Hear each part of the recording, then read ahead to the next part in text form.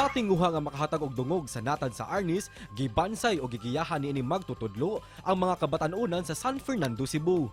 Siya si Arnel Hirat, coach sa San Fernando Eskrima Club nga misalmot sa WCAF World Championships nga gipahigayon dinhi sa Sugbo.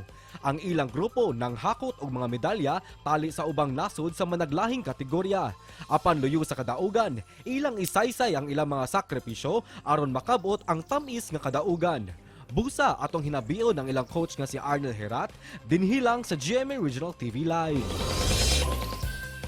Kapuso karong bag-o gipahigayon din sa Sugbo ang World Eskrima Kali Arnis Federation Championship, mga kapuso. Ang atong pakisayan mga paghitabo dito og makauban sab nato karong buntaga coach sa usa ka local Arnis Club, San Fernando Eskrima Club. Makauban nato Arnel Hirat. Mayong buntag ug maupay na aga, Sir Arnel. Welcome sa GMA Regional TV Live. Pakigreet una, sir, sa atong mga kapuso nga nagtan-aw karon ng mga kaubanan pod sa Arnis. Sir, mayong buntag kanimo pod, sir, nga sa mga kapuso nga nananaw karon ug sa mga kaubanan ako sa Arnis, both WCAF and PECAF. Maupay na aga, sir. Good morning. Daghang salamat for joining us, Sir Arnel, o congratulations for bringing pride sa Pilipinas sa natad sa Arnis. May kanyang performance. Kumusta man, sir, ang inyong experience sa 16th WCAF World Championship?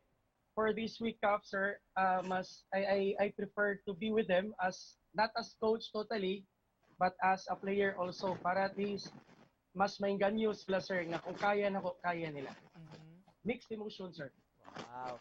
We learned, Coach Arnel, nga ang inyong team nakalangkat og 14 ka gold, 12 ka silver og 13 ka bronze medals. Kinsa man ning mga mananaog, sir, og sa unsa man to nga mga kategorya? Actually, naikuan sila, sir. Sa pre-qualifying namo na ni 8 ka gold, 7 ka silver, and bronze 11. So, ang pre-qualifying mao'y maghatag nimo og passes, sir, para makaduwa ka sa World Championship. And then so far sa World Championship, second week nami 6 ka gold, 6 gold, nami silver nga 5, 2 ka bronze. And then yung composition namo sa players, sir, actually nagrepresent ang LGU San Fernando a total of 14 players. And then good thing to say nga sa world itself nakakuha mi og a total of 13 ka medals. Kumusta ang imong experience dito, sir, og unsay imong masulti sa imong kadaugan, asam nimo gihalad, sir? Well, una, sir, I ask God, sir, for guidance kung kaya pa ba kay since I am already 41 in town, sir. And I need to actually to motivate my students, my athlete nga kung kaya nako, how much more nga mas bata sila. Sir, ato sa competition mismo, Sir Arnel, unsa may makonsider nimo nga challenge ni adto nga inyong naagian? Well, ang challenge, sir, una, schedule sa mga bata. Kay April, we started April, May, June, mostly students na ko, sir, ang uban ay college graduating students sila.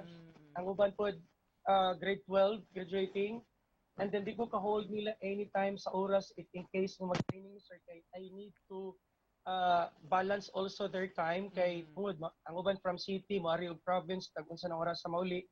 But we managed to control the time, sir. Sir Arnel, kining pagpaambit nimo, pag-share nimo sa imong kahibaw sa sport, unsay tinguha nimo ani, sir?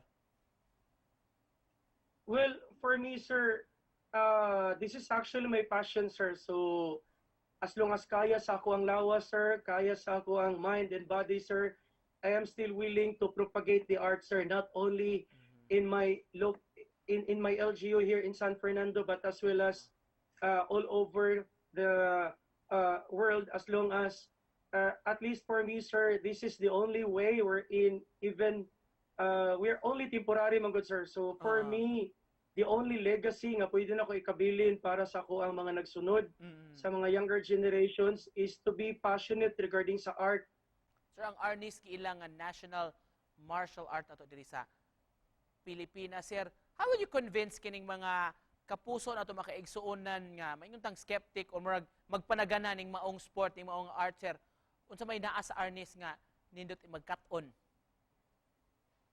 Well, based on my experience, sir, ang pinaka nindot nga makuha nimo sa Arnis, sir, is you will get to learn about self-defense, yung pagiging sportsmanship sa nimo, sir.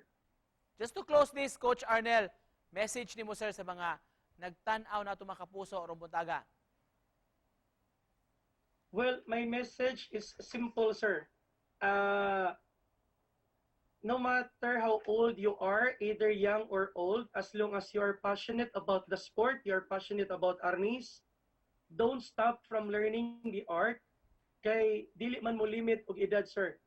Ang importante nga ma-exercise ka, good for your health.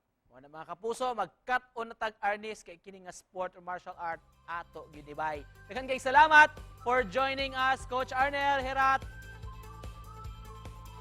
Thank you, sir. Thank you for the opportunity and mayong buntag.